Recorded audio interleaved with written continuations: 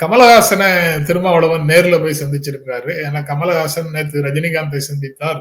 ரஜினிகாந்த் ரஜினிகாந்திடம் ராஜ்யசபா எம்பியாக போறேன் அப்படின்னு அவருடைய மகிழ்ச்சியை பகிர்ந்து கொண்டார்.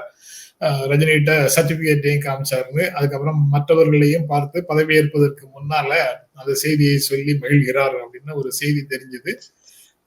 டெல்லிக்கு வரவேற்கும் விதமாக ஏற்கனவே சீனியராக டெல்லியில இருக்கிற திருமாவளவன், நாடாளுமன்றத்துல சீனியராக இருக்கிற திருமாவளவன், அவர் போய் வாழ்த்து சொல்லி இருக்கிறாரு. நேர்ல சந்திச்சிருக்கிறாரு. அது ஒரு நல்ல செய்திகளாக தெரியுது. அதாவது தேவையா தேவையில்லையாங்கிற ஆய்வுகளுக்கு எல்லாம் போகாம மனிதர்களை மகிழ்ச்சியோடு இருக்கிற நேரத்துல கூட நிற்கிறது, கவலையோடு இருக்கக்கூடிய நேரத்துல கூட நிற்கிறது, தனி மனித உறவுகளை மேம்படுத்திக் கொள்வது அப்படின்னு பல நல்ல இயல்புகளை ஒரு ஜெஸ்டர்னு சொல்லுவோமே அந்த மாதிரி 2 பேரும் வெளிப்படுத்தி கொண்டார்கள் அப்படின்றத பார்க்க முடியுது. நீங்க எப்படி சார் பாக்குறீங்க? அது அந்த அளவுல மட்டும்தான் பார்க்கணும், அதுக்கு மேல அதை பத்தி பார்க்க வேண்டும். இது ஒரு நல்லது, மிக நல்ல சமிக்கை. ஒரு திருமாவளவன் நேர்ல போய் பார்த்து வாழ்த்து சொன்னார் அப்படிங்கிறது.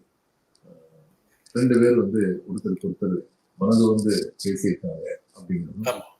அடுத்த திருமாவளவன் தமிழர், அவர் இன்னைக்கு எம்பியா இருக்காரு. அதனால டெல்லியில எப்படிப்பட்ட ஒரு முற்போக்கான பேச்சுகளை பேசுவார் அப்படிங்கிறதுல எனக்கு நம்பிக்கை இருக்கு. அப்படின்னு எம்பியா இருக்கிறதுனால டெல்லியை பற்றி அவர் பேசுறது இன்னும் பொருத்தமா இருக்கு. இப்ப இருக்க லோக்கல் பாலிட்டிக்ஸ் பேசுறோம்.